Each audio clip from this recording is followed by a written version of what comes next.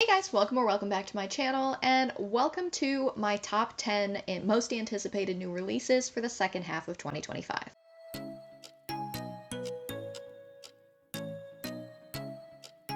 Second half is a bit of a stretch. I think there's one or two books on there that are technically from the month of May, but this is filmed before that, so we're just gonna go with it, and it's fine. So the first half, we're gonna split it up into the most anticipated fantasy books that I have that are coming out in the second half of the year, and then the next part of the video is going to be all of the romance novels that I am really looking forward to for the rest of this year.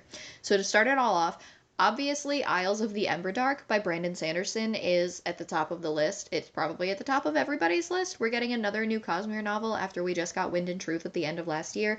This is coming out in November of 2025. Just like I had joined the Kickstarter for the Year of Sanderson, I have also decided to join, back when they announced it, the Kickstarter for the special editions of this Secret Project number 5.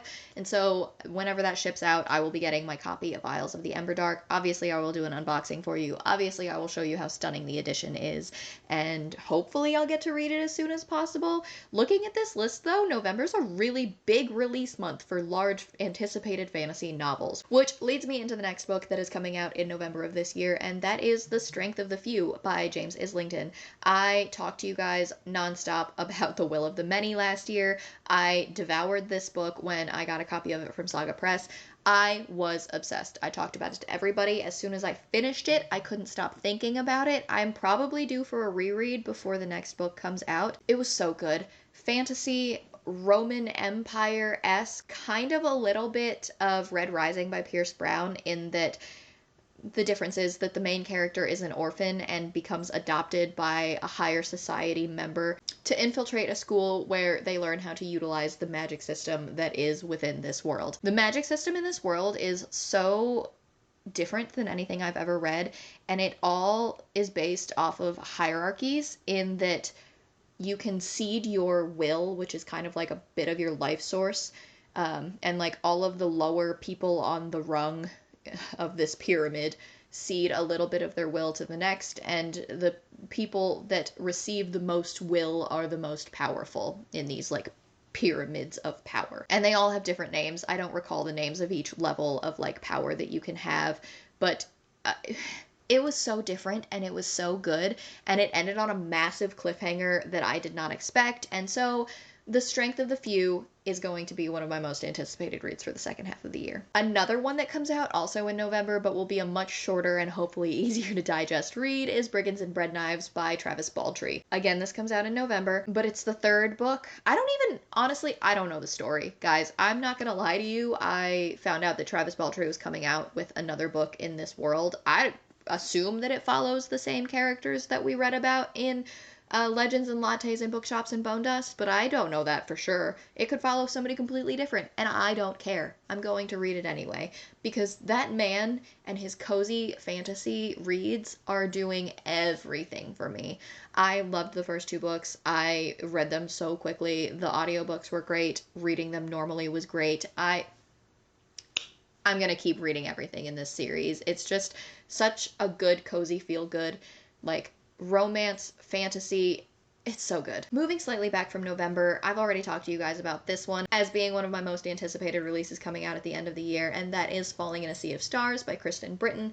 Huge Kristen Britton fan, have been reading Green Rider for a very long time, am currently in the middle of what I'm calling my Green Ride Along, because I am reading one of the Green Rider books every single month.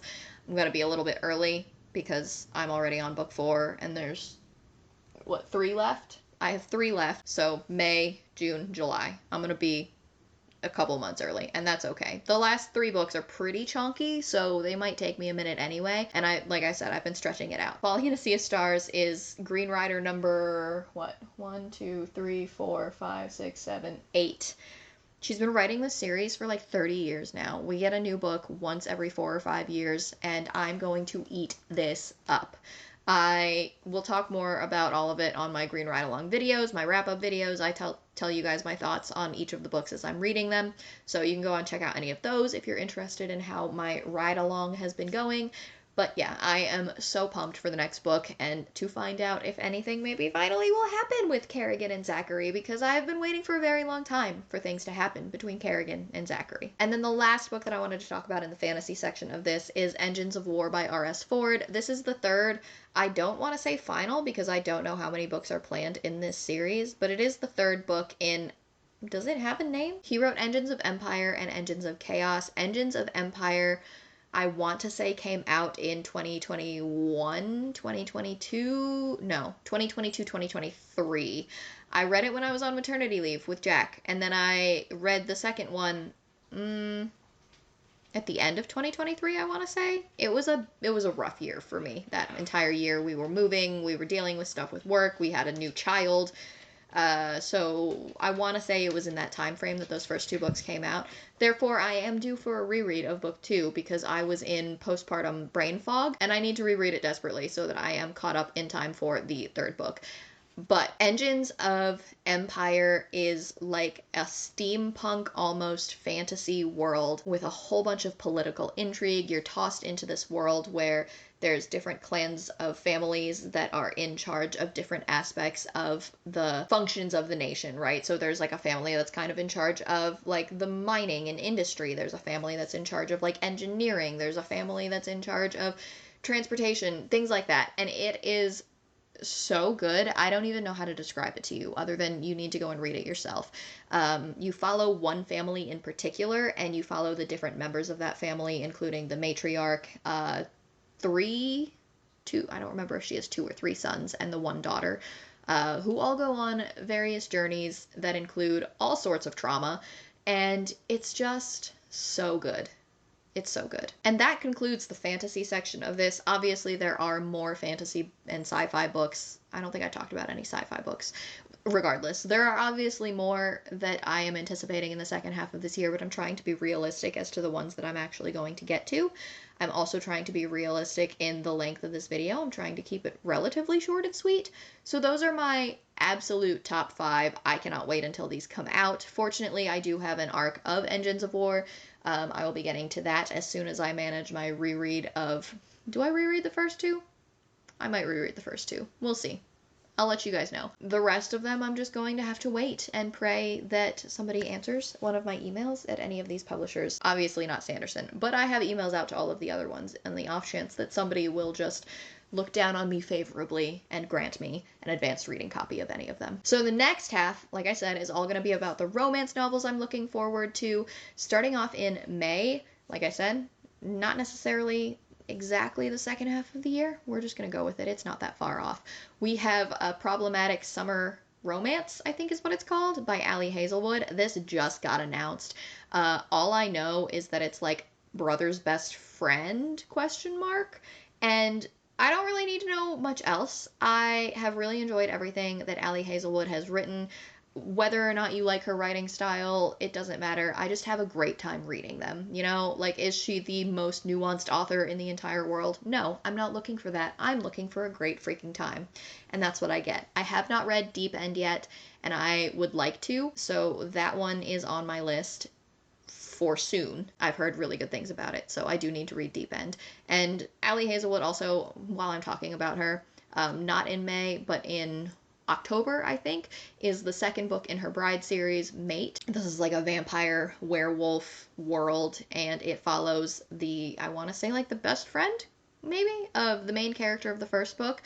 I don't really know much else about it other than that, but there's, you know, vampires and werewolves and romance, and I don't need much more than that.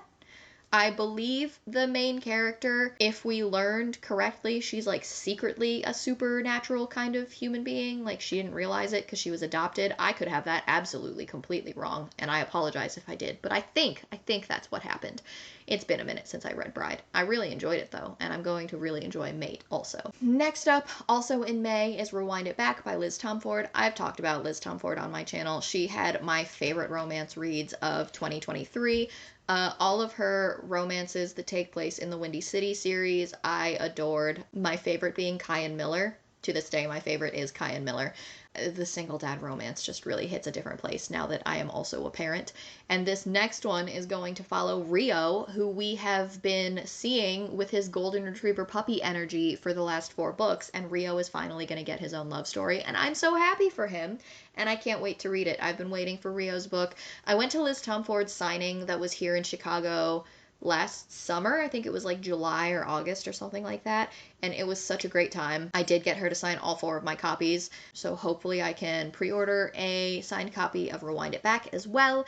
And Rio finally gets a love story, and I'm so excited for it. The next, and possibly my most absolutely anticipated romance read of the entire year, is coming out very soon, like next week, I think, on May 2nd, and that is The Things We Water by Mariana Zapata.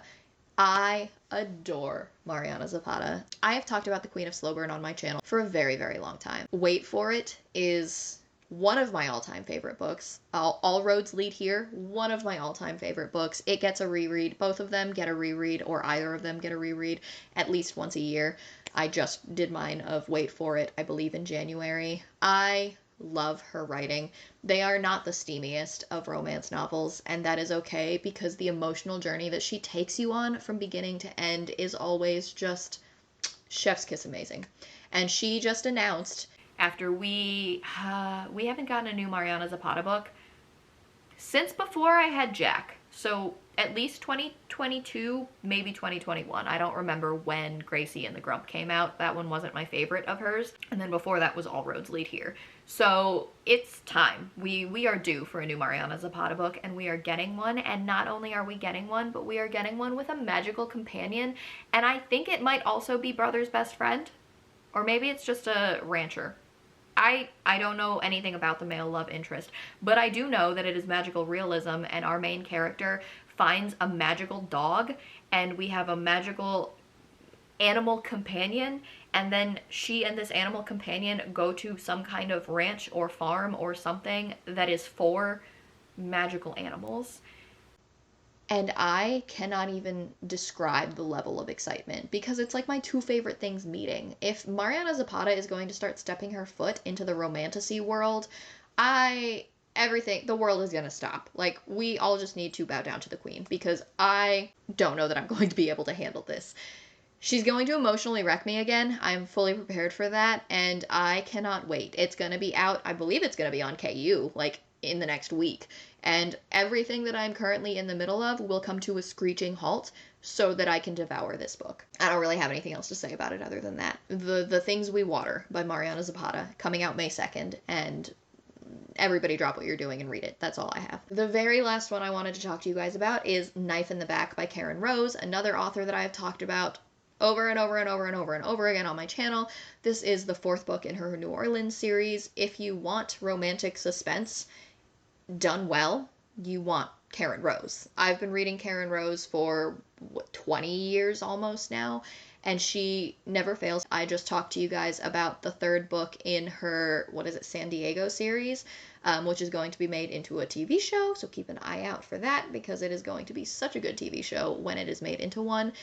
The medium is perfect. Like, it's going to be very Will Trent-esque, and it's going to be amazing. But this is the 4th book in her New Orleans series, which has given us so much amazingness. Like, the New Orleans series so far has probably been some of my top. The Chicago ones were good, and the Cincinnati ones were also good, but New Orleans is pretty far up there for me as well. So I don't know that I have any particular favorites. But Finn and his story, which is the New Orleans book 3, really hit me hard in the feels, and I think that book 4 is probably going to do the same thing too. I think book 4 is about Burke, who is like the guy in charge of the private investigation firm that is the focus of the New Orleans series. I think it's about Burke, and we need to know more about Burke, because he needs love. He gives such dad energy to everybody else, and it's just so... Okay, anyway, Knife in the Back by Karen Rose. And that is the last one I think I wanted to talk to you guys about. So this video is already a little bit longer than I wanted it to be. Those are my top 10 most anticipated new releases for 2025, mostly the second half of 2025. And that's it for me today, guys. So don't forget to like, comment, and subscribe because it really helps out my channel. Down in the description box, you're going to see links to my Goodreads, my X, my Instagram, my story graph, in case you wanted to follow me on any of those. But that's it for me today, guys. I'll talk to you in my next one. Bye!